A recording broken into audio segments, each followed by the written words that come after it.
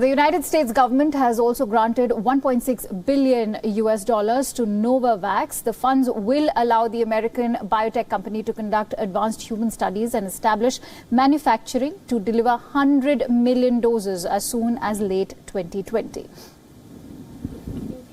We have to make billions of doses globally for this vaccine. So you start with making millions of doses and then hundreds of millions of doses. And we have in this contract an obligation to make 100 million doses that we can start delivering to the warehouse so they can be distributed.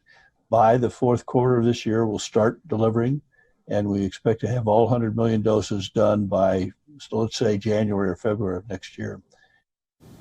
According to reports, the U.S. will be guaranteed priority for the first 100 million doses if the vaccine is proven efficient.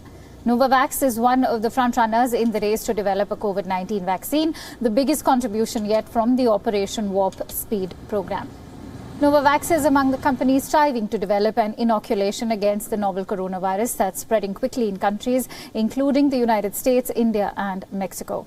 The biotech company had earlier secured as much as $338 million in May from the Coalition for Epidemic Preparedness Innovations, the single largest contribution from the organization at the time. President Donald Trump's Warp Speed program has backed efforts in a number of companies, including Johnson & Johnson, Merck, Pfizer and Moderna to get a vaccine dose as early as possible. Operation Warp Speed seeks to compress a process that is typically years long into a matter of months.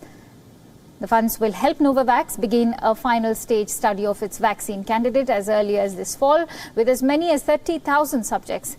Novavax began clinical trials on 130 people in Australia in May. However, the results are not yet available. It is expected to launch the so-called Phase 3 trial, the last and largest trial, in autumn.